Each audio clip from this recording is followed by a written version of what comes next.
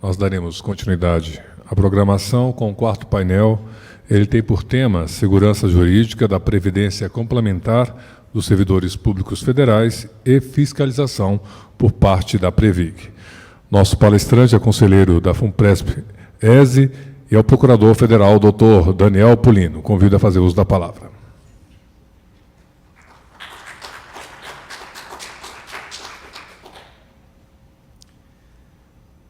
Senhoras e senhores presentes aqui no auditório e aos que estão nos assistindo pela internet, muito boa tarde a todos. É um prazer para mim estar aqui hoje, podendo falar perante uma plateia tão qualificada, e por isso agradeço o convite da doutora Caroline Scofield Amaral, doutor Fernando, da JUF, e estou muito feliz por estar aqui, mais uma vez, para falar sobre o novo regime de previdência complementar. Todo o painel foi montado em função da transição de regimes, a Lei 12.618 e suas implicações, e me coube falar sobre segurança jurídica no regime de previdência complementar dos servidores públicos federais e a fiscalização da Previc. Bom, falar sobre segurança jurídica pode envolver vários cenários, vários aspectos possíveis de abordagem do tema. Um dos autores muito conhecidos na área de previdência complementar na Espanha, Henrique de la Vila Gil, ele, por exemplo, teve uma sacada genial há uns tempos atrás, uns 40 anos atrás, dizendo que toda análise de um plano de benefícios de previdência privada deve ser sempre vista em função de duas variáveis, mais ou menos como a gente está acostumado a pensar a justiça, não é? A justiça e a segurança são dois valores que precisam ter equilíbrio. Num plano de previdência privada, e até na história do plano de previdência privada, ou da legislação que cuida do assunto em cada país, diz esse autor, é preciso sempre ver duas coisas: o nível de cobertura do plano, afinal de contas é uma espécie de seguro a previdência, e o nível de garantia do plano. Bom, só por esse tipo de raciocínio, se a gente fosse a partir daí bolar alguma coisa para abordar o tema, já sairia um outro tipo de uma outra perspectiva diferente dessa que a gente trouxe aqui. Por exemplo, a gente poderia falar sobre quais são os instrumentos de garantia na legislação brasileira, ou, mais especificamente, no regime de previdência complementar dos servidores públicos, que vão dar vida a esse novo regime. E aí a gente poderia falar dos institutos, da portabilidade, afinal de contas nós estamos falando de garantia. Se começa a dar errado os investimentos, o doutor Rodrigo, que me antecedeu aqui, apontou uma série de riscos, entre os quais os riscos relacionados ao investimento. Bom, eu tenho a segurança, diz ele, de o dinheiro está na minha conta, ou seja, eu posso levar isso para outro lugar. A nossa lei realmente garante isso? Ela vai exigir alguma outra coisa, vai exigir quebra do vínculo? Vejam, existem várias formas de se abordar o assunto. Me pareceu mais apropriado falar de algo muito pontual, que é, de certa forma, uma visão, talvez a minha visão, ou seja, mais do mesmo que os senhores já têm ouvido aqui nesse dia de hoje, que diz respeito à segurança jurídica como uma avaliação de riscos e vantagens diante das opções que nós, servidores públicos federais, temos nesse momento, já que o prazo para a migração de servidores antigos está por se esgotar no dia 28 de julho agora. E muita gente acordou para esse tema e vive uma pequena angústia ou uma grande angústia para saber que decisão tomar. Há muitas situações variadas, então a gente vai tentar falar de segurança jurídica sob essa perspectiva, digamos assim, micro, já que o tema é específico para servidores públicos federais. Bom, para falar disso, a próxima, por favor. Eu pensei em três partes. Uma primeira de introdução, que eu vou passar bem rápido aqui, o regime de previdência complementar, como surgiu, a estruturação constitucional, a instituição do regime de previdência complementar pela União, e quais são os servidores alcançados. Oi, Edmilson. Obrigado. Um luxo, o Edmilson veio trazer aqui o... Vou fazer uma pergunta sobre o meu caso para ele. Introdução, então, só bem rapidamente. O segundo ponto, a divisão dos três grupos de servidores, embora eu acredite que boa parte da plateia daqui, quem está assistindo, quem se interessa por ver isso a essa hora da tarde, está certo que hoje não tem jogo na Copa, então facilita um pouquinho, né? Se tivesse algum outro jogo já seria um pouco mais difícil. Mas quem está interessado em ver isso já estudou seu caso, já está vivendo aquela pequena angústia de que falamos agora há pouco. quais são os grupos de servidores, e aí tentar ver em relação a eles qual é a segurança, quais os riscos, e qual é o papel que a Previc teria nisso. O papel da Previc é o papel de órgão de supervisão e fiscalização do sistema de todas as entidades de previdência complementar e da FUNPRESP também. É assim que desde o começo foi pensada a coisa para que ela seja tratada como uma outra entidade igual àquelas que já existem no sistema de fundos de pensão, no sistema de previdência privada sem fins lucrativos, como é o caso da FUNPRESP, das FUNPRESP. É isso.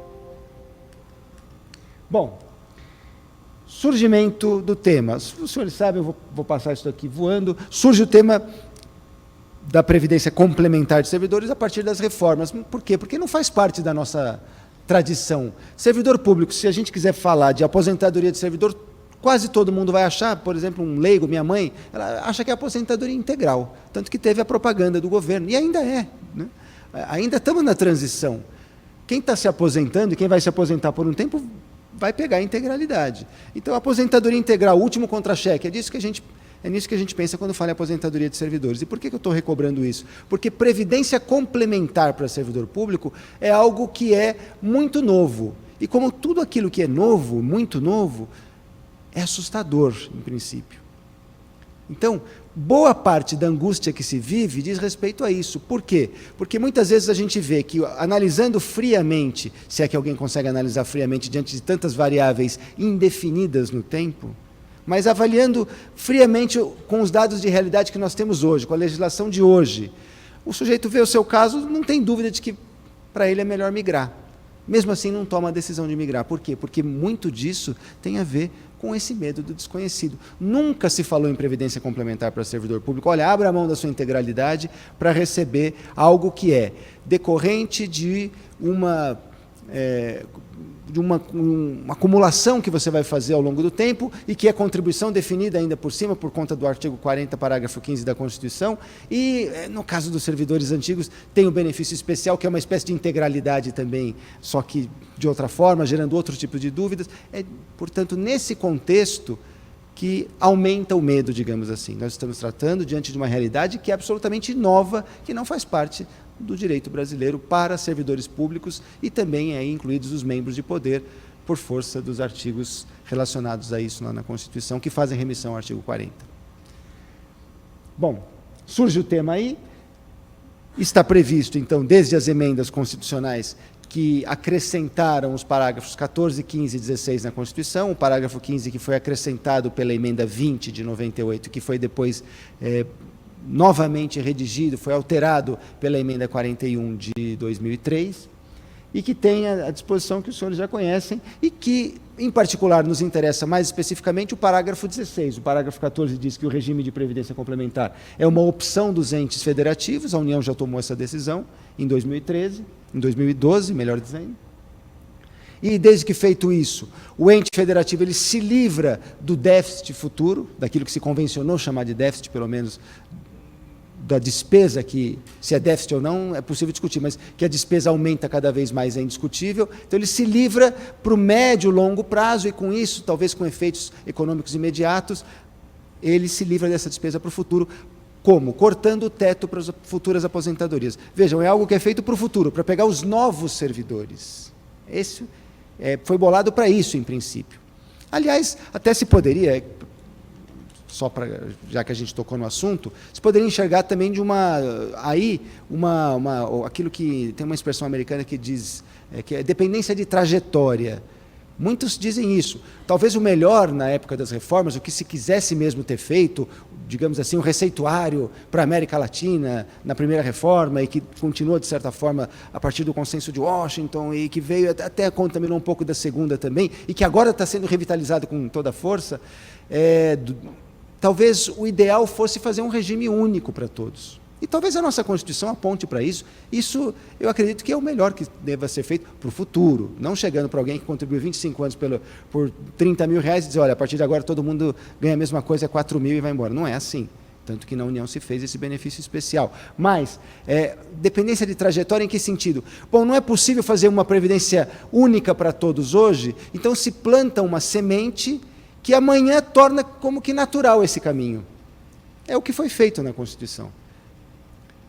Para os novos servidores que entrarem daqui para frente, não se mexe com direitos adquiridos, com direitos expectados, sei lá o quê, direitos acumulados, não se mexe com isso. Mas daqui para frente vai ter outro regime de aposentadoria. Bom, com o tempo, naturalmente, daqui a pouco, todo mundo ganha o mesmo valor, no máximo igual ao do INSS. Aí, para que manter uma série de estrutura de regimes próprios e para que manter um sistema diferente? Bom, aí naturalmente vai ser esse o caminho da unificação. Então foi feito isso na época das reformas, por falta de força de se colocar politicamente no Brasil, em outros países da América Latina se fez, mas por falta de força política para se fazer um sistema único, se plantou essa semente. Foi essa a ideia. Bom, então vem aí o parágrafo 14, o parágrafo 15, que diz que a lei é de iniciativa do chefe do Poder Executivo, para quaisquer dos poderes. Tem uma ação direta de inconstitucionalidade no Supremo Tribunal Federal, proposta acho que pela Associação dos Magistrados do Brasil, e que pende de julgamento ainda, não se sabe quando isso vai ser julgado, mas em função da independência entre os poderes. Mas essa é a redação do parágrafo 15, e fixa aí também, esse foi o parágrafo que foi mudado pela emenda 41, depois da emenda 20 tê-lo acrescentado, justamente para mudar 2 pontos: natureza pública da entidade e contribuição definida do plano. Por quê? Porque o grande temor que havia quando tramitava a primeira emenda, a emenda constitucional número 20, de 98, era que, puxa, mas vai entregar a Previdência para o mercado. Então, esse era o grande temor dos servidores. Vão perder a integralidade para algo que ia ser complementado no mercado e tal. Então, se colocou, foi a única forma de se aprovar, foi se colocar, na véspera da votação, o relator na época, o senador pelo Ceará, Pimentel, ele colocou essa expressão natureza pública, que é a gente juridicamente fala assim, uma aparente contradição, é uma coisa totalmente contraditória, um regime privado de natureza pública, mas foi o que foi colocado ali, porque senão não passava na base do governo. Foi a época, só para recobrar, colorir aí o que aconteceu na época, foi a época da expulsão da senadora Heloísa Helena do partido do presidente da República, foi a época da expulsão do deputado federal Babá, etc., porque se recusavam a votar este ponto especificamente. Então, colocaram lá, de natureza pública, para acalmar um pouco, e passou e foi assim. A outra coisa foi o plano de contribuição definida, que também o projeto de lei complementar, que era previsto na redação anterior, dada pela emenda 20, travou justamente nesses 2 pontos, principalmente no segundo, na contribuição definida do plano. Ninguém no mundo faz mais plano de previdência privada de benefício definido. É privado, é autônomo, é livre, pode fazer, mas ninguém faz. Por quê? Porque se tem uma coisa que a Previdência ensinou, pública ou privada, no mundo todo, é que Previdência, por ser não é um contrato, mas por ser um negócio, vamos dizer assim, também não é um negócio no sentido privado, mas de longo prazo, é imprevisível. Mesmo que não tivesse desvio, fraude, etc., e tem bastante no Brasil, o sujeito combinar que vai trabalhar até os 55 anos e morrer com 65, e depois furar o acordo e começar a viver 85, 90, como aconteceu do século XIX para o século XX, dá um bode danado num negócio desse tamanho que é projetado para o longo prazo. Então, plano de benefício definido, que é aquele que é o da Previdência Pública Brasileira, dos servidores, do INSS, que eu recebo o valor do benefício, eu já sei de antemão quanto vai ser, e tenho esse compromisso de pagar esse valor depois, tanto que ele dá déficit, eu tenho que pagar esse valor. E se não tiver dinheiro, tem que ter mais contribuição, então tem déficit. Esse tipo de plano já não é, ele está em uma espécie em extinção no mundo. Bom, se colocou isso aqui na Constituição, porque na tramitação da lei ele emperrou.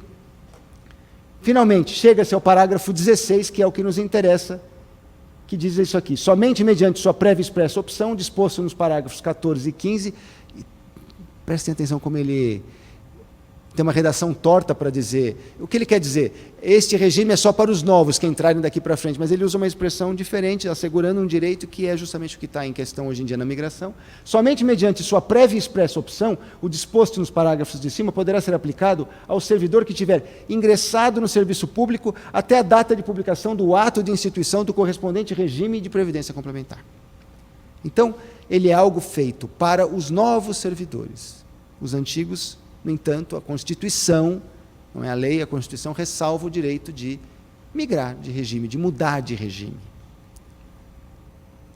Bom, esse novo regime na União, eu quis aproveitar, eu sou muito ruim de transparência, Eu já falei isso em outras apresentações. Minha transparência parece que foi produzida no Comitê Central do Partido Comunista Soviético. Assim, ela não tem graça nenhuma, temos que ter um colorido, tem efeito. A minha não. É uma de cada cor, aproveita de outra palestra, fica meio diferente, eu peço desculpas por isso. O meu charme, digamos assim, é dizer que não, mas o conteúdo é bom. Pelo menos o sujeito vai ver isso, vai ver, nossa, é feio para burro realmente, mas quem sabe eu aprendo alguma coisa. Eu quis aproveitar a transparência inteira, na margem inteira, e ela não está aparecendo aqui. Bom, esse novo regime de previdência complementar é uma faculdade para cada ente federativo. A União exerceu essa faculdade com a Lei 12.618, que é de 2012, 30 de abril de 2012, e depois foi implementado a partir de 2013. E aí vocês sabem, para o Executivo um pouquinho antes, 4 de fevereiro de 2013, para o Legislativo 7 de maio de 2013, e no âmbito do Ministério Público e do Poder Judiciário, 14 de outubro de 2013. Então, o servidor que entrou antes desse marco tem uma qualificação, quem entrou depois disso, se for a primeira vez que está no serviço público, tem outra qualificação. Bom, quem são, então, esses 3 grupos de servidores? Todos aqui já sabem. Primeiro, a quem se aplica, então, esse parágrafo, esse novo regime de previdência complementar? Se aplica só aos servidores públicos titulares de cargo de provimento efetivo e aos membros de poder. Em princípio, então, ele só se aplica aos novos servidores, mas o 40 parágrafo 16, todos viram, ele dá a opção para que os velhos possam migrar de regime, somente mediante sua opção, quer dizer, uma opção, eu vou largar um regime para buscar proteção previdenciária em outro. Então, ela dá essa opção. Então, a gente cria dois grupos. O verde, que está escrito em verde aqui, são os novos servidores, e os amarelos, que são os velhos servidores. Quem são os velhos servidores? É possível fazer uma distinção, que todos aqui, imagino, conhecem. E quando a gente fala que imagino conhece, é porque não dá tempo de ficar explicando isso, tá? Mas todo mundo conhece de fato. Quem entrou até a emenda 41 de 2003, pega o regime próprio de previdência social com a integralidade assegurada. Quem entrou a partir da emenda 41 de 2003, que começou a valer a partir de janeiro de 2004, né? É 1º de janeiro de 2004, quer dizer, teve a regulamentação, depende do assunto, mas ele já pega o regime próprio de média de todos os salários de contribuição, digamos assim, tudo aquilo que ele contribuiu, quer para o regime geral, se trabalhou na iniciativa privada, quer para os regimes próprios de estados, municípios da União, pega a média de tudo isso, mais uma média que tem um teto que pode ser o da integralidade. E, finalmente, quem entrou depois disso é que vai pegar já o regime próprio, pagando aposentadorias pela média, mas limitado ao teto, aí sim, igual ao do regime geral, do INSS, que hoje em dia é R$ 5.645. Então, quem entrou a partir destes marcos. Que marco? Da emenda? Não exatamente, a partir do momento em que foi implementada a emenda, diante do que diz aqui o 40, parágrafo 16, que é somente...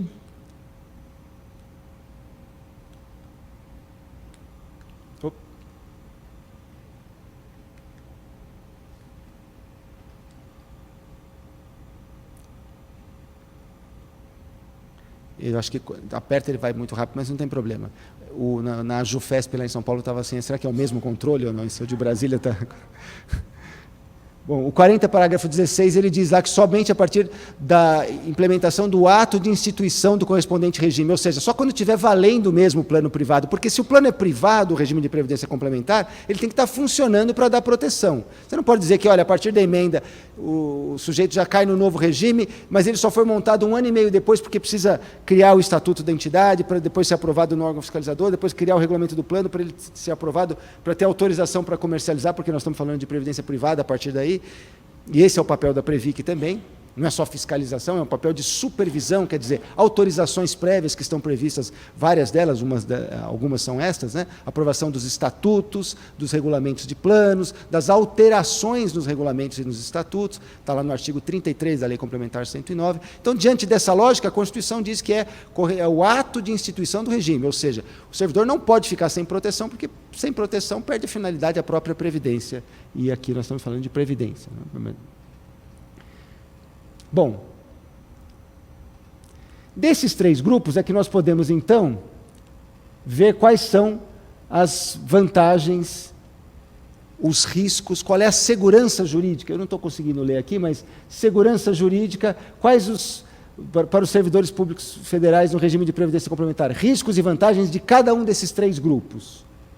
Primeiro, vantagens e desvantagens aos servidores federais. Cada um desses 3 grupos, na verdade, cada um desses 2 grupos. Por quê? Porque existe o grupo dos velhos servidores, quer dizer, aqueles que entraram antes da implementação do regime novo, e aqueles que entraram depois, vale dizer, depois de 2013.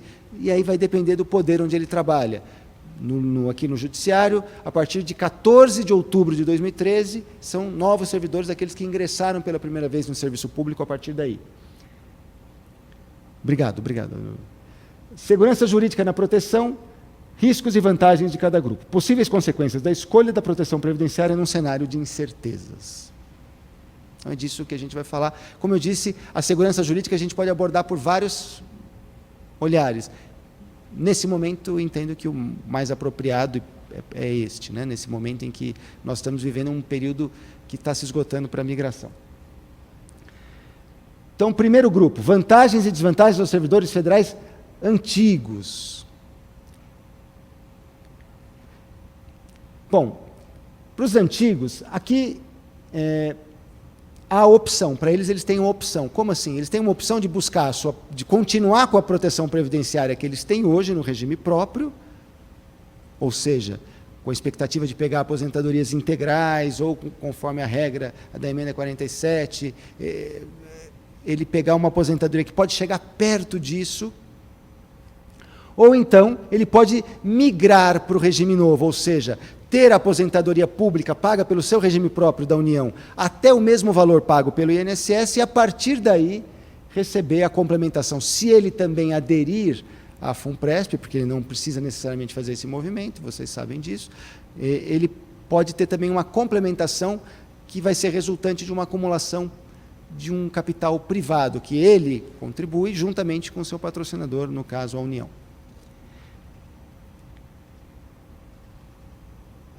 Bom, para este servidor, para esse grupo de servidores, os antigos, tanto os que entraram antes da emenda 41 como os que entraram depois da emenda 41, mas antes de 2013, eles podem ter a opção, então, de ficar no regime próprio ou migrar, não é? Se ele migrar, vai resultar, então, em 3 pedaços de aposentadoria, por assim dizer. Então, se ele migrar e aderir à FUNPRESP, vai acontecer isso. Ele recebe uma aposentadoria pelo regime próprio de valor limitado ao teto do INSS, 5.645.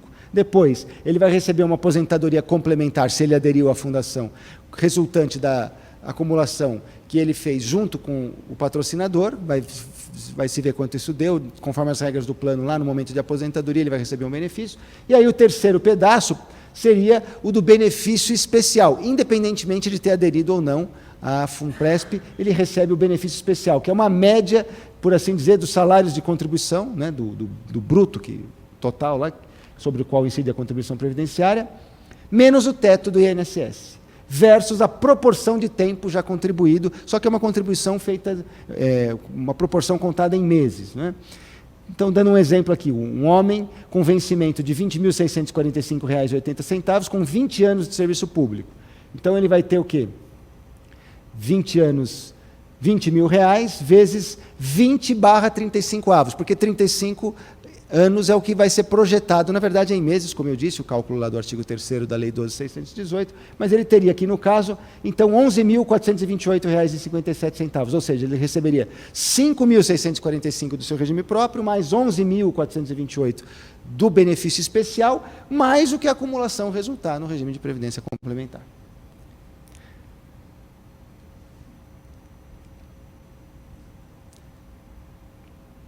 Migração ou não, riscos em ficar no regime próprio, riscos em migrar. Qual é a segurança que tem a pessoa que está nessa situação? Primeira coisa, quais são os riscos em ficar no regime próprio? O servidor tem direito hoje, como, por exemplo, o palestrante que me antecedeu, como é o meu caso também, em princípio tem direito de ter as regras de aposentadoria integral do regime próprio. Se ele não migrar, quais são os riscos dele ficar nessa situação? Primeiro, o mais evidente, que só não está acontecendo nesse momento, porque teve uma liminar em janeiro. do ministro Lewandowski, suspendendo a cobrança da contribuição. Pagar um aumento de contribuição que deve ir para 14% num primeiro momento, ou pode ir até mais, e num segundo momento isso pode aumentar também. Fala-se isso, claro, ninguém tem bola de cristal, mas diante do que hoje já se vê em outros regimes próprios. Tem regime próprio aí pagando 17%, 15%, 20%.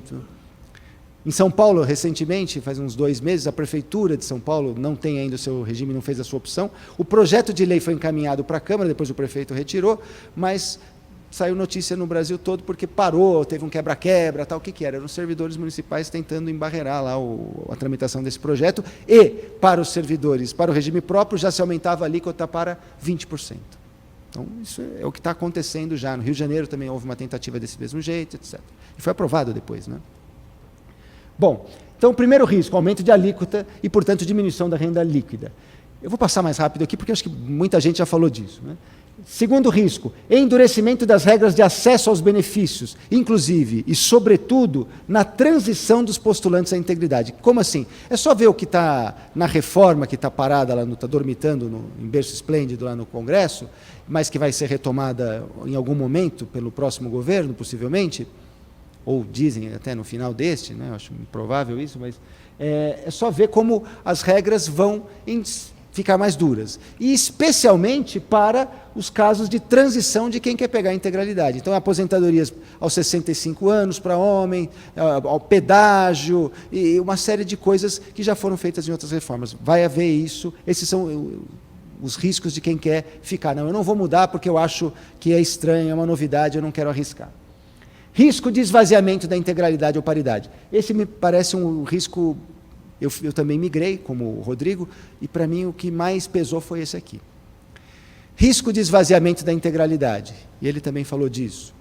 Bom, o servidor vai topar fazer aquelas regras de transição todo aquele esforço, vou confiar na integralidade, faz isso daqui a 15, 20 anos, no meu caso daqui a 10 anos, 11 anos, se as regras fossem as mesmas, né? Então mais uns 15 anos, se aposenta, chega na integralidade.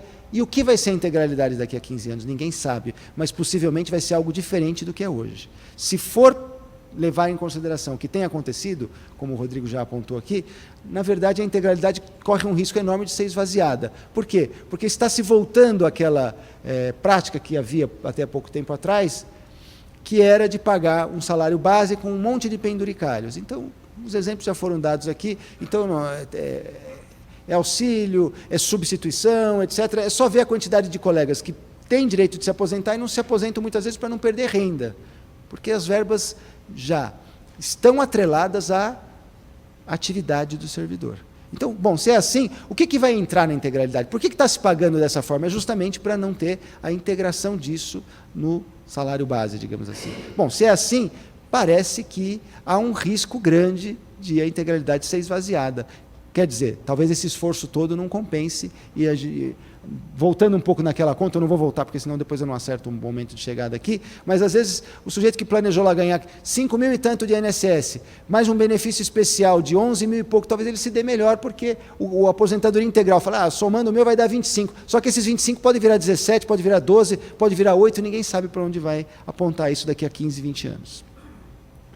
Risco de solvência, também é um risco que até pouco tempo atrás não se considerava, mas já tem aparecido em algumas unidades da Federação, Brasília mesmo, Rio de Janeiro, Rio Grande do Sul. Quer dizer, já há precedentes de regimes próprios de estados, não são municípios, estados grandes da Federação, que já estão sem dinheiro para pagar os servidores. Então, é um risco considerável para quem fica.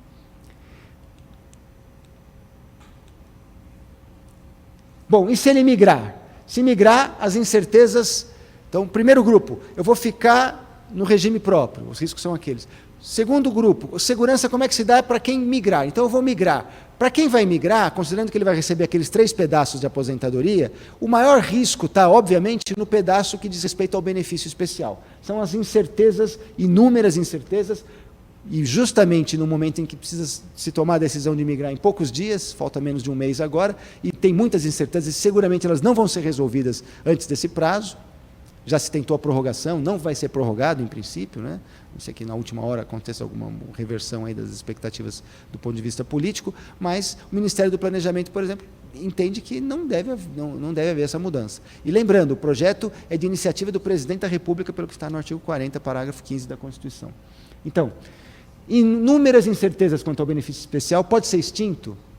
Pode amanhã fazer, como alguns candidatos já estão falando, e veja, eles estão falando não para o benefício especial, embora seja totalmente aplicável a eles. Alguns dos candidatos já têm falado aí sobre a Previdência, que, ou aqueles que vão fazer o seu receituário econômico, né, como o caso de quem bolou lá o programa econômico de Alckmin, de Ciro Gomes também andou falando sobre isso. Quer dizer, trocar a Previdência dos servidores por um título público.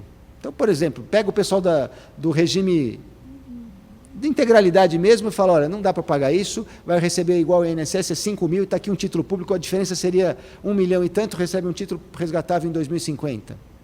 Se for um título público desses que a gente compra na plataforma do Tesouro, até vai. O duro é se for um título que não tem essa comercialização, ou ele vai ser comercializado no mercado secundário, o sujeito desesperado tem 1,5 milhão, mas vai vender por 150 mil para receber amanhã, e aí você induz, aí sim, vai induzir uma troca de regime forçada com diminuição. Né? Bom, o benefício especial pode acontecer? Isso pode. Pode ser extinto? Em princípio, pode, por lei. Ele está previsto numa lei. A única forma de assegurá-lo seria qual? Se isso acontecesse judicialmente. E é por isso que já se começa a raciocinar numa série de garantias judiciais. Hoje, nos painéis da manhã, se falou disso, né, com bastante sofisticação. Já se começa a pensar, existe um direito de arrependimento quanto a isso? O sujeito pode amanhã mudar? Bom, em princípio não, a decisão é revogável, é retratável, está muito claro. Mas se amanhã também isso daqui se tornar imprestável, algo que é surpreendente, bom, eu acredito que não tem uma decisão judicial que não vá compreender e dizer, olha, isso aqui, dessa forma, se era para virar isso, quem migrou acabou entrando numa enrascada. Eu acredito que pelos princípios da segurança jurídica, da confiabilidade, etc., é possível construir alguma coisa. E isso já tem sido feito, e como eu disse, já foi falado bastante sobre o tema. Pode ser alterado no tempo? Qual a natureza jurídica? Foi o objeto da palestra da doutora Caroline.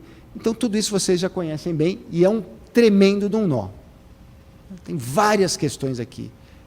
Muitas das coisas, aliás, nós estamos falando assim como se fosse uma certeza que talvez não exista. Por exemplo, e eu mesmo tenho falado, hoje ainda no almoço conversei sobre isso, ouvi o Rodrigo falando também, muitos colegas têm perguntado, o pessoal que está perto de se aposentar, o pessoal que já está no abono, portanto já tem direito adquirido a se aposentar pelo regime atual, pode migrar e pegar o benefício especial? Existem vantagens, o Rodrigo traçou algumas delas aqui, pelo que eu vi.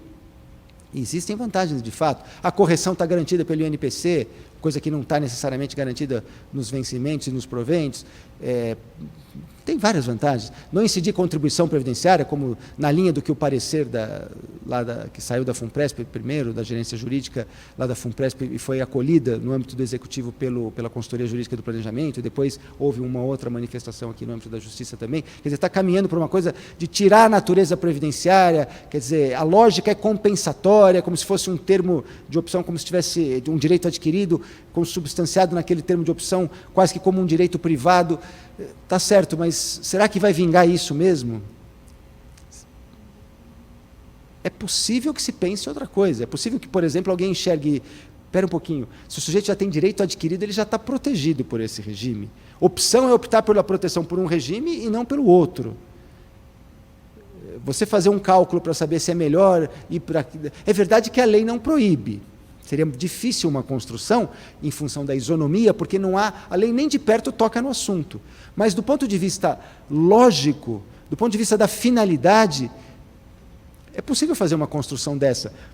Basta dizer que, por exemplo, no âmbito da Previdência Complementar, existe uma resolução do Conselho de Gestão da Previdência Complementar, que é o órgão regulador do sistema, que regulamenta o Instituto do Benefício Proporcional Diferido, que é a natureza praticamente a mesma do benefício especial. O que é o benefício proporcional diferido? Eu tenho, como disse, é a essência do benefício especial. Eu trabalho há 20 anos no Itaú, por exemplo, e recebo um convite para trabalhar no Bradesco, ou no Banco do Brasil. Eu tenho esses 20 anos, estou contribuindo no plano privado do Itaú. Se eu quiser trabalhar no concorrente, eu vou deixar de trabalhar lá porque eu tenho 20 anos aqui? Não. Então, a lei me oferece alguns mecanismos que a lei complementar 109, chama de institutos do artigo 14, por exemplo, a portabilidade, etc. Um deles é o benefício proporcional diferido. Quer dizer, eu recebo um benefício, fica congelado, as minhas reservas dos 20 anos que eu já contribuí, eu congelo, saio daqui, vou lá para o outro empregador, posso até contribuir no plano privado dele lá, e aí, se por ficção eu tivesse continuado nesse mesmo empregador, no Itaú, no exemplo que eu dei, até os 35 anos eu ia poder me aposentar. Né? Quando chegar esse momento, eu recebo um benefício proporcional, 20, 35 avos das reservas, diferido, porque lá na frente tem que esperar esse momento. Então, vejam, é a própria essência do benefício especial. Pois bem, estou falando disso por quê? Porque a resolução que cuida disso no âmbito da Previdência Complementar Fechada já tem uma regra lá sobre o benefício especial e ela regula para que todos os contratos sejam feitos dessa forma, dizendo o seguinte: quem tem direito ao benefício pleno não pode optar pelo benefício proporcional. Ora, por que ela fez isso? Porque, pela lógica, quem já tem direito à aposentadoria proporcional não pode optar pelo que é proporcional. O benefício pleno não pode optar pelo proporcional. Ele já está protegido. Alguém pode ler a Lei 12.618 e dizer, não, espera um pouquinho, pode não haver migração nesse caso. Pode haver contestação, sim, é um risco. Nós estamos falando de segurança jurídica, pode haver isso. Pode ser que isso seja colocado em algum momento e pode ser que isso seja judicializado e o Supremo Tribunal Federal vai acabar decidindo. Então, dentro dessa ideia, o artigo 40, parágrafo 16, ele prevê uma opção por cobertura por um regime ou outro. Se eu já estou com direito, será que eu poderia trocar? Não é totalmente irrazoável pensar nisso. Nós estamos dando como seguro. Repito, eu mesmo tenho falado, olha, diante do que está caminhando hoje em dia, e muitas das pessoas que estão interessadas em migrar hoje em dia estão nessa situação, e com base nos pareceres que saíram, que já dão uma boa margem para uma discussão. Se a administração mudar o entendimento, se o sujeito tomou a decisão por causa desse entendimento, mudança de entendimento tem que valer para o futuro. Você não vai poder anular tudo que foi feito. Então, quer dizer, tem uma base de briga bastante, com bastante armas, com bastante sofisticação. Mas existe risco, sim. Não é impensado alguém imaginar alguma coisa dessa. E vamos ser práticos. Se muita gente migrar, se a despesa for grande, alguém vai ter essa ideia. Não é? Porque, em termos de administração, muitas vezes se vê isso. Bom, quantos estão nessa situação? Vale a pena comprar essa briga? Às vezes se pensa assim também. Bom, então quem fica no regime tem aqueles riscos que nós vimos, da integralidade. Quem opta por migrar, os riscos basicamente estão concentrados no benefício especial.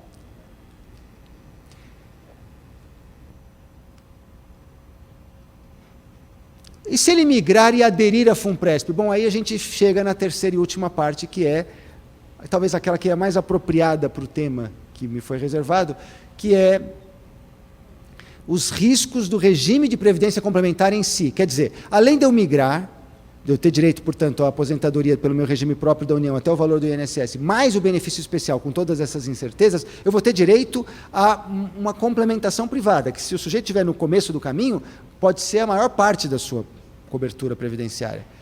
Quais são os riscos dessa parte que diz respeito, aí sim, propriamente ao regime de previdência complementar, que é sinônimo no Brasil de regime de previdência privada, que está previsto desde a emenda 20 no artigo 202 da Constituição? Quais são os riscos inerentes a isso? Bom, então está aqui. Vantagens e desvantagens do grupo C, quer dizer, dos servidores novos e também daqueles que migraram e aderiram. Quem migrar e não aderir, vai acontecer com muitos casos, sobretudo com estes que estão próximo do direito à aposentadoria, ou que já estão no abono, ou em outras situações mais especiais que têm surgido por aí. Esses possivelmente talvez nem tenham interesse.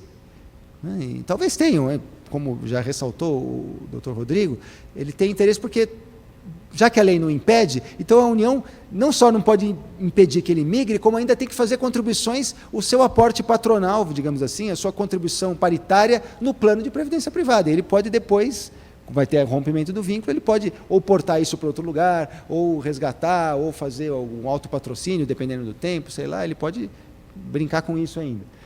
Para este grupo e para os novos servidores, o risco é o mesmo, o risco do regime de previdência complementar. Daí a preocupação com a fiscalização, da Previc, etc. Vamos ver o que a gente poderia falar sobre isso. Vantagens e desvantagens do grupo relativo aos novos servidores e daqueles que migraram e aderiram à FUNPRESP. Ou seja, quem vai também participar do regime de previdência complementar para nele confiar uma parte da proteção sua e dos seus familiares. Primeira observação, a filiação é sempre facultativa por força do que está no artigo 202 da Constituição, quer para quem migrou, quer para os novos. Não é porque o sujeito entrou depois de 2013 que ele é obrigado, ele pega automaticamente isso. Às vezes algumas pessoas dizem isso por aproximação, não é automático. Se ele quiser, ele fica sem proteção, né? Se ele complementar. Se eu ganho, minha carreira paga 25 mil, por exemplo, eu decido não entrar no regime, o INSS vai me pagar 5, o teto do INSS é 5, meu regime próprio vai me pagar 5, eu posso ficar sem a complementação do resto. Se eu quiser entrar para tentar receber algo próximo do que eu recebi em atividade, eu vou entrar no fundo de previdência complementar. Tem gente que acha, existem pessoas que falam, não, eu prefiro eu mesmo cuidar do meu dinheiro e aplicar sozinho, etc. Eu acho que é bastante difícil abrir mão da contrapartida do patrocinador e ter um rendimento superior a esse, mas é possível, né? Mas o sujeito precisa ser bastante habilidoso no mercado para fazer isso. Quais são as vantagens? A vantagem, basicamente, a gente pode resumir nesse primeiro quadradinho aqui. A vantagem básica de quem opta pelo regime de previdência complementar, em primeiro, é a própria complementação. Nesse exemplo que eu dei, o sujeito ganha 25 na carreira. Se ele só vai ganhar 5 do regime próprio, que vai pagar o teto do INSS, ele tem a vantagem de buscar uma complementação se ele entrar no fundo. Ele entra, paga a sua contribuição, o patrocinador também, para tentar chegar perto desses 25 lá no final das contas, juntando com o que ganha de previdência pública. Segunda vantagem, o patrocínio, que é inerente, né, essa primeira também, que é da contribuição paritária da União. Acabei de falar sobre isso, não preciso explicar muito. Terceira vantagem, o regime tributário que é, como em todos os países, estimulado. Existem estímulos extrafiscais para que o sujeito faça aportes de previdência complementar. Por quê? Porque isso gera tal da poupança interna, evita pegar empréstimos, etc. Então, o tratamento muda também. Quando a gente entra no regime de previdência complementar, tem uma alteração lá no nosso imposto de renda da pessoa física que é vantajosa. E, sobretudo, as outras vantagens que a gente pode dizer que são inerentes ao regime privado. Quais são elas? Vamos detalhar um pouquinho mais isso. Primeiro, contribuição paritária, todos aqui já sabem, na União pode-se contribuir até 8,5%. Por que até 8,5%? Porque esse é o limite que foi dado pela Lei 12.618. O plano de benefícios é que define as alíquotas. Tanto que aqui na FUNPRESP-JUD há 5 alíquotas. O sujeito pode escolher lá uma vez por ano, 8,5%, 8%, 7,5%, 7%, 6,5%. Mas o limite é esse, a lei não deixa contribuir com mais do que isso. E, em contrapartida, o patrocinador põe mais 8,5%. Por que em contrapartida? Porque tem uma regra na Constituição, que é inerente ao patrocínio governamental de planos de benefícios de entidades fechadas de previdência complementar, os das estatais e agora dos servidores públicos, e que, no máximo, pode ser menos, no máximo a contribuição é igual a que o participante põe. Então, a lei definiu, no máximo eu vou pôr 8,5%. Então, o participante pode pôr 8,5%, ou se ele quiser, ele pode fazer aportes acima disso, mas aí sem contrapartida. O plano da FUNPRESP-JUD seguramente prevê isso, como se prevê lá no Executivo. Contribuição paritária, recursos privados individualizados em conta, aquilo que o palestrante anterior quis dizer, não, mas pelo menos está na minha conta o dinheiro. É isso, é uma vantagem desse regime, sem dúvida. Regras autônomas do regime próprio de previdência social, eventualmente mais favoráveis. Como assim? O artigo 202 da Constituição traça os princípios do regime de previdência complementar. Um dos princípios, tem vários, a complementariedade, o caráter contratual, um deles, que é ligado à ideia de complementação, é o princípio da autonomia da previdência privada em relação à previdência pública. O que isso quer dizer? Quer dizer duas coisas, que o valor não é automaticamente uma complementação, porque se a gente falar que o regime privado é complementar, muitas vezes você pode pensar isso, que a minha última remuneração foi 20, o INSS me paga 5, então o regime de previdência privada tem que me pagar 15. Não, ele não tem que pagar, ele pode pagar, porque nós estamos num ambiente da liberdade, da autonomia privada. Mas, mais do que isso, ele quer dizer uma outra coisa. As regras, o princípio da autonomia quer dizer uma outra coisa, além da autonomia de valor. Ele quer dizer também que tem uma autonomia de regra de funcionamento. Quer dizer isso o quê? Que a estruturação do plano de benefícios, o regulamento do plano de benefícios de previdência privada, não precisa ser igual ao da previdência pública. Por exemplo, não é porque eu tenho auxílio reclusão, auxílio doença no regime geral, que uma empresa vai fazer um plano de previdência privada e tem que prever necessariamente complementação de doença, de reclusão. Não, nós estamos no âmbito da liberdade. As partes é que desenham esse plano, do jeito que elas quiserem e do jeito que elas puderem, porque isso tem um custo e tem um risco. Mais do que custo, às vezes tem um risco que não se quer bancar.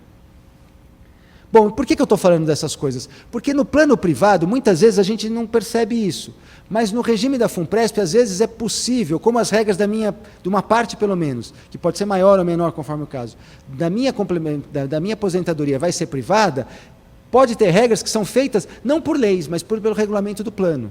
E quem faz o regulamento do plano? São os conselheiros que votam no âmbito da entidade. Então o Conselho Deliberativo da FUNPRESP, que tem composição paritária também, quer dizer, 3 membros do governo, 3 membros eleitos dos participantes, eles é que vão votar as alterações do plano de benefício.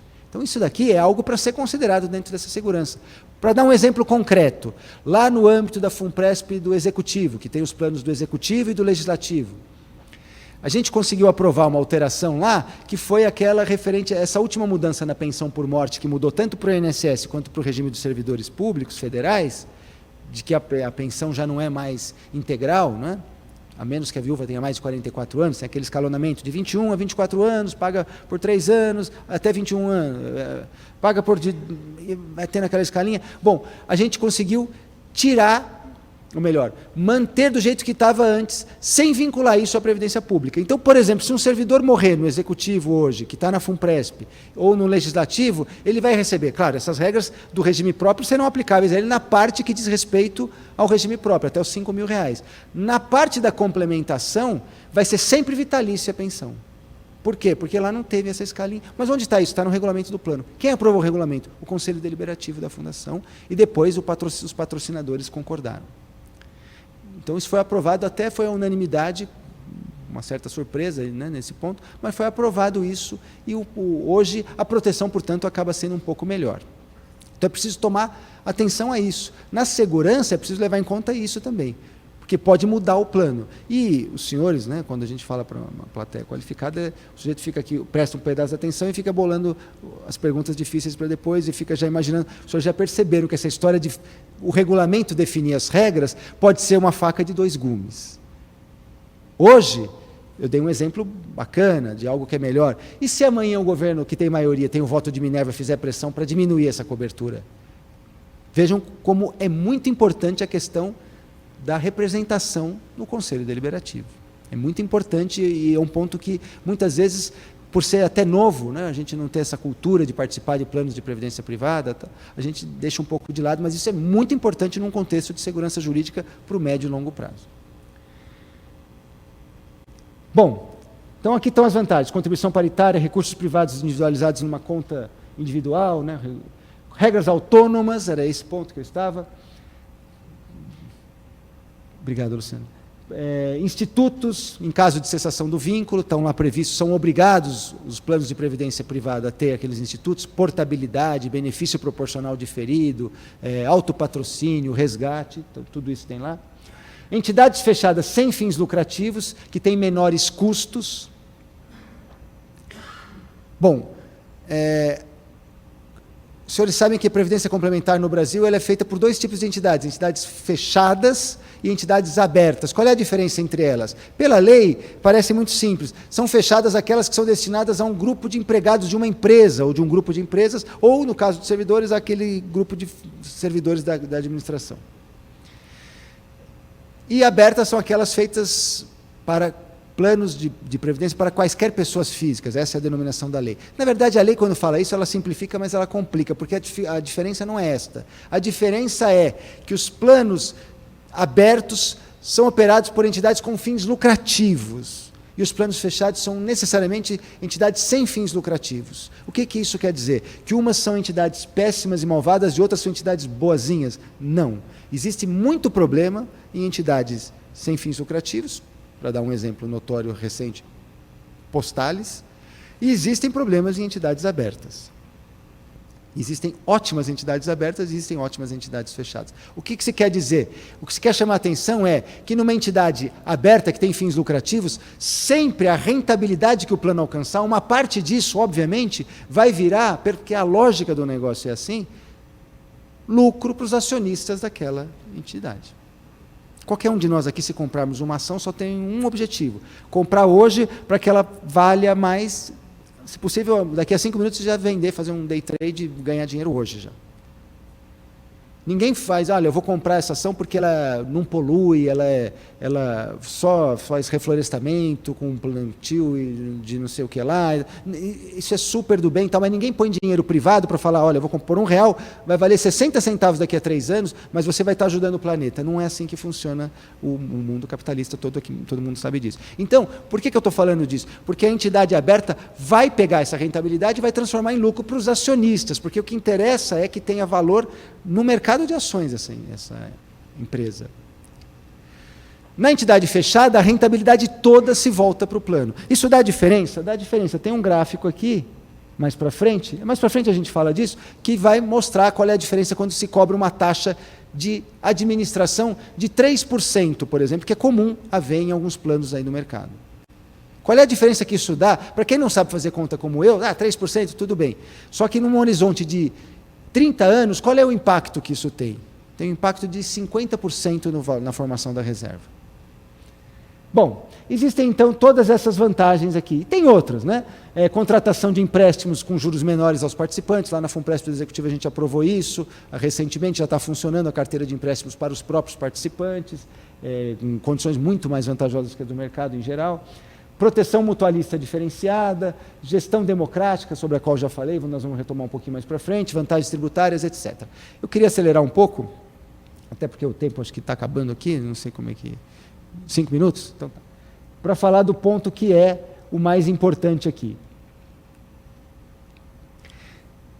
Quais são os riscos que tem? Então, aqui eu falei das vantagens até aqui. Quais são os riscos que existem para o regime de previdência complementar para quem aderiu à FUNPRESP? Veja, nós falamos um pouquinho do risco de ficar no regime próprio, do risco de migração do benefício especial, que, sobretudo, para quem migrar, e os riscos inerentes ao benefício especial. E quais são os riscos da previdência complementar em si, ou seja, para aqueles que migrarem e aderirem, para os novos servidores que aderiram à FUNPRESP? Existem riscos que foram vistos na reforma da Previdenciária que devem se repetir. Vou resumir aqui nesse espírito de correr um pouquinho para acabar e chegar na última parte. Basicamente é que na reforma da Previdência que está tramitando, está parada lá no Congresso, não se sabe quando vai ser retomada, mas está previsto já lá nela, e foi uma alteração de última hora que apareceu, para que seja possível que as entidades abertas, estas com fins lucrativos, possam gerir também os planos de servidores públicos. Isso é ruim? Em princípio, não. A Constituição permite uma concorrência.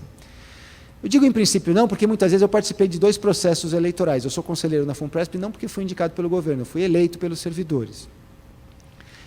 E nas eleições, muitas vezes o pessoal, quando eu batia nesse ponto, o pessoal falava, Daniel, mas eu prefiro que meu plano fique com o Bradesco, por exemplo, do que com a Postales.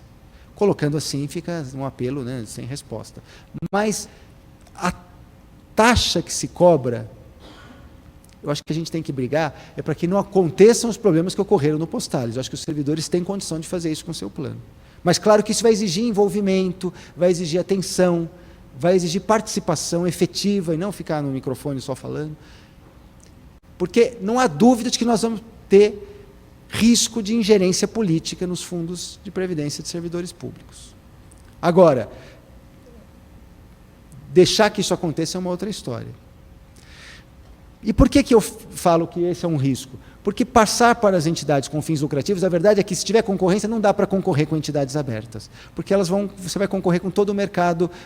Por exemplo, imagine, eles fazem propaganda na TV, etc., de planos. Claro que o servidor não vai poder aderir por propaganda, alguém que não é servidor, mas eles têm dinheiro para bancar um capital que a FUNPRESP tem um custo que não consegue fazer isso. A do judiciário, e nem mesmo a do executivo, que é maior. Para ser objetivo aqui, naquele ponto, eu vou passar para o gráfico, aqui está com a letrinha tão pequena que nem eu enxergo. Meu óculos é para perto, eu não vou pôr, eu vou só, acreditem, depois quem quiser ver a transparência pode ficar com isso daqui. A linha azul é a linha feita com base numa entidade, foi tirado o nome só da entidade que estava no mercado, que cobra uma taxa de administração de 3%. A FUNPRESP, tanto do Executivo quanto do Legislativo, cobra taxa zero, cobra 7 de carregamento, que muitas vezes o pessoal fala, 7 é muito alto. O carregamento ele incide sobre a contribuição mensal. Eu ponho R$100, tira R$7, é só isso. A taxa de administração, que é zero na FUNPRESP, ela incide sobre o patrimônio acumulado ano a ano. A diferença que dá é essa, que os valores, foi feita uma projeção para 420 meses e com uma remuneração de R$13 mil e uma contribuição mensal de R$634. A linha vermelha é na FUNPRESP, com taxa zero, só com 7 de carregamento. No final, junta com R$630 por mês, junta R$1.059. Sem correção, é um cálculo simples. Com uma taxa de administração de 3%, lá juntou R$1.059, junta aqui R$595 mil. Então, é por isso que muitas vezes se tem uma visão, como eu tenho, de que não é uma boa opção para o servidor e que isso vá para uma entidade aberta. Claro, e se tiver uma taxa menor de 2, de 1,5, pode ser negociado isso? Bom, até pode, mas o que se pratica no mercado, mesmo com uma taxa de 1,5, 2, reduz bastante da rentabilidade. Ser sem fins lucrativos significa que toda a rentabilidade é voltada para o próprio plano, e é uma garantia para o servidor. Então, eu vejo como algo que traz insegurança. E, Luciana, você me ajuda aí de novo a voltar, por favor? Agora foi. Mais para frente, não, volta. Mais um, só para eu ver o que tinha aqui. Tá, próximo. Então, primeiro risco, esse risco que está lá nas reformas. Mudar para entidades abertas. Outros riscos. A próxima, por favor. Letra B. Riscos inerentes ao patrocínio governamental. Bom, esse é o principal risco que nós temos. O artigo 202, parágrafos 3º a 6º da Constituição já se preocupa com isto. Ele se preocupa trazendo regras especiais. O que é o tal do patrocínio governamental? Quando o empregador, o patrocinador do plano, é alguém ligado ao governo, seja uma pessoa jurídica de direito privado, como são as estatais, mas que inegavelmente são ligadas ao governo, seja nós, no caso nosso da FUNPRESP, dos servidores públicos. O problema é todo decorrente da chamada multiplicidade de papéis do Estado. O que é isso? O Estado é o empregador e ele, portanto, tem voto no Conselho Deliberativo para dizer, por exemplo, qual é a política de investimento, quem são os diretores que são nomeados. Bom, isso pode parecer algo muito simples no começo que nós estamos vivendo agora, uma fase de ingenuidade ainda, talvez. Mas daqui a pouco vai se formar, por exemplo, um FUNPRESP do Executivo, mesmo num período totalmente sem contratação, de recessão como a gente está hoje, já está formando, já tem 1 bilhão. Daqui a pouco tem 10, daqui a pouco tem 50, daqui a pouco tem 100 bilhões. Isso começa, onde tem dinheiro dos outros, é uma lei da vida, tem alguém querendo participar disso. Né? O dinheiro próprio o sujeito cuida muito bem. Agora, o dinheiro dos outros, aparecem uns inventores aí para cuidar, com ideias mirabolantes. Ou com más intenções mesmo, muitas vezes. Esse risco, a Constituição já se preocupa com ele.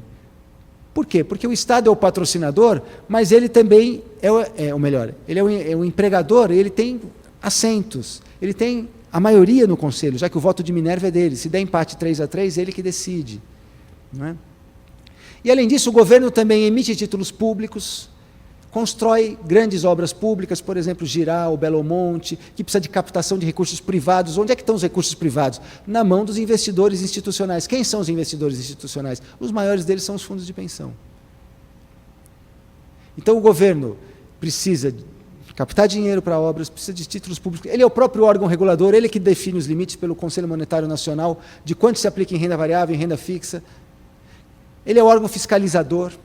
Então, essa multiplicidade de papéis do Estado pode gerar uma contaminação e, por causa disso, a Constituição já encomenda regras especiais. São 2 regras, basicamente, que estão na Constituição. Uma diz respeito a custo, é a tal da paridade do custeio. No máximo 1:1. É para evitar aqueles planos em que o governo punha, como no passado, o empregado da estatal põe 1, o governo punha 20, pagava todo o déficit sozinho e tal. A outra preocupação, não é paridade. A outra é paridade também, mas na gestão. é contra a ingerência política, é justamente esse tema. Se a Constituição se preocupa com isso, os senhores já imaginam como é na prática. Então, a preocupação da Constituição é criar regras especiais. Que regras especiais são essas? Aquelas veiculadas pela Lei Complementar 108, que basicamente dizem isso. Os fundos de pensão de estatais e de servidores públicos agora têm que ter metade das cadeiras no Conselho Deliberativo e no Conselho Fiscal. Esse é um ponto muito importante. Os servidores precisam ter interferência nisso. Aliás, um parênteses, em outros países, previdência não é feito para o servidor. Em outros países, os servidores, para os participantes, né, os empregados, os servidores, tanto faz. Em outros países, quem toma conta do fundo de pensão são os participantes. Não é porque o meu empregador paga meu salário que ele vai, não, deixa eu vou para o mercado com você, porque senão você vai comprar pinga e tal. Não é assim que funciona.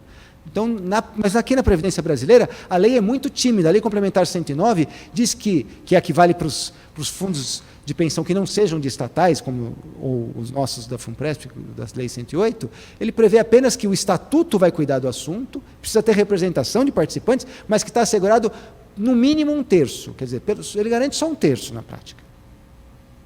Para servidor e para empregados estatais, tem essa regra da lei 108 que é um pouco melhor, é metade dos assentos. Mas, mesmo assim, metade com o voto de Minerva para o governo, não é uma presidência rotativa. E qual é o problema que isso gera? O problema é que pode haver ingerência política. Qual é a forma de se combater isso? Tem que ter musculatura institucional. Não pode se confiar no bom discernimento do governante que vai indicar ou da meia dúzia de conselheiros que vão ter a bomba de votar no dia lá. E que, eu digo a bomba porque, sobretudo para aqueles que são indicados pelo governo, como é que o sujeito vai votar contra uma indicação do governo? Pode parecer algo simples, mas o sujeito que fez isso não é corajoso. Na prática, é um problema danado. Os indicados estão indicados para o governo para votar contra. Será que eles vão ter essa liberdade toda? É melhor garantir no estatuto que essa liberdade exista. É melhor garantir, por exemplo, como alguns estatutos fizeram, da Previ, por exemplo, do Banco do Brasil. Olha, a diretoria, são 4 diretores, são 6 diretores, metade são dos participantes e metade são dos patrocinadores. Ou, outros, eleição direta para diretor também. O estatuto pode fazer isso? Pode. Nós estamos num campo privado, o estatuto pode prever essa regra. A Previ que aprova isso? Sim, o órgão fiscalizador aprova isso. Só que é preciso conseguir essa maioria para aprovar dentro do Conselho, e essa maioria é o governo que tem essa maioria. No começo, é o melhor momento para fazer isso. Outros fazem outros mecanismos de prever que haja várias instâncias de aprovação de uma política de investimento, com participação. Ou seja, nós precisamos sofisticar os nossos estatutos, nos enfronhar sobre esse assunto, para tentar fazer com que institucionalmente, não na hora, o sujeito é bom, para que ele possa preservar o patrimônio da Fundação, que é para a garantia dos servidores. Então, tem um enorme risco aqui. Bom, meu tempo está esgotado, eu vou só finalizar aqui em 1 minuto. O maior risco, sem dúvida, se fosse para falar só de um risco do regime de previdência complementar em si, é o risco de ingerência política. Não tenham dúvida de que seremos, no Executivo, acho que mais ainda, assediados quanto a isso. Se vai ocorrer ou não, hoje em dia ocorre. Hoje em dia não se vê uma grande influência política do patrocinador. Talvez na questão das nomeações de diretores. Não é? Mas, se nós não tomarmos cuidado, para o futuro, nós podemos criar um ambiente propício a aventureiros, a problemas. O que seria muito ruim, como a gente vê pela experiência de outros fundos. Que outros riscos haveria? Vou dizer aqui só 2 deles que me parecem importantes, e com isso eu finalizo, sem explicar muito, porque vocês vão entender rapidamente. 2 riscos bastante presentes, mesmo para aqueles que não entendem muito de previdência complementar, como eu vou presumir que é o caso dos que estão aqui raciocinando, que somos servidores que estamos lidando com essa nova realidade. Primeiro deles, rebaixamento por lei ou por alteração do próprio regulamento da alíquota máxima de contribuição de 8,5%. Pode ser que amanhã se tente um projeto de lei para reduzir esse limite. E isso impacta no valor do que você vai receber de aposentadoria. Assim como pode haver também um esforço dos servidores para tentar fazer com que, olha, com 8,5%, vamos fazendo as projeções, vai dar no limite. Será que a gente não consegue fazer com que esse limite vá para 9%, 10%? Afinal de contas, o patrocinador está abrindo mão de 14%, de 20% daqui a pouco. Então é possível também, é uma briga para que se faça isso, né? Mudar a lei e mudar o regulamento. Como eu disse, as alterações do regulamento, lembram-se aquele exemplo que eu dei agora há pouco da pensão por morte, que mudou para o regime geral e para o regime próprio, mas lá no âmbito da FUNPRESP paga sempre pensões vitalícias, independentemente da idade do cônjuge. Pois bem, raciocinar em coisas desse tipo, porque pode acontecer o contrário também, sobretudo, agora emendando com o assunto anterior, com a influência da ingerência política. Pode haver pressão para diminuição da cobertura do plano. Por isso é muito importante, é uma questão chave a representação efetiva dos participantes dentro da fundação. E por último, uma última coisa que me parece bastante importante das que eu coloquei aqui é que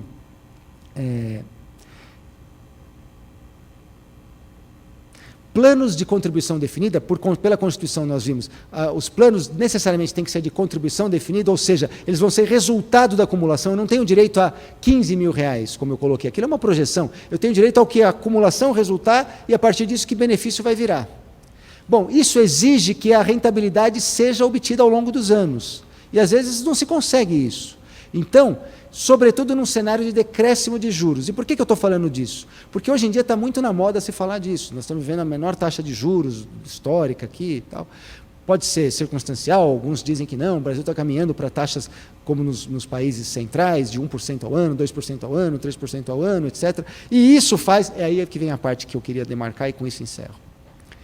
Isso faz com que devamos ter mais apetite a risco, devamos buscar aplicações com maior risco para ter maior rentabilidade. É verdade? Sim, é verdade. Mas me preocupa um pouco esse discurso, porque nós não podemos perder de vista que num plano de previdência, que é a finalidade da FUNPRESP, no longo prazo é preciso ser conservador. Muitas vezes se usa esse discurso e ele acaba sendo assim... o mercado fica docemente constrangido de receber esse volume de recursos. Não, precisa ter mais risco, então vamos investir no fundo de imóveis daqui, vamos investir no fundo de investimentos privados dali, na CCI daqui, na CCI... Bom, é preciso tomar cuidado, porque tem muito produto ruim. E também, mais uma vez, esse assunto se acopla à questão da governança, né, dos operadores que podem estar colocados dentro das fundações por causa de ingerência política. É preciso muita atenção nesse ponto. Eu sei que eu estou fazendo um certo terrorismo, enfatizando isso, mas eu tenho certeza que se a gente for fazer uma projeção para os próximos anos, com o crescimento da fundação e do patrimônio das fundações, da FUNPRESP Júri, da FUNPRESP do Executivo, seguramente vai haver vai crescer o olho, digamos assim, em relação a esse patrimônio. É preciso tomar cuidado, inclusive com essas afirmações que ingenuamente se faz muitas vezes, que é preciso buscar mais rentabilidade. Sim, é preciso, mas jamais se pode perder de vista que a finalidade disto é garantir proteção para o servidor e para os seus familiares. E é nisso que ele confiou quando fez a adesão, porque senão amanhã perde, e a gente está vendo alguns casos em que o sujeito perdeu porque foi ganhar um dinheiro fácil e hoje em dia tem um déficit para pagar. Né? E não, o déficit não vai ter porque o plano é CD, mas vai ter um benefício menor do que ele projetou. É isso, pessoal. Estou à disposição para as perguntas. Muito obrigado.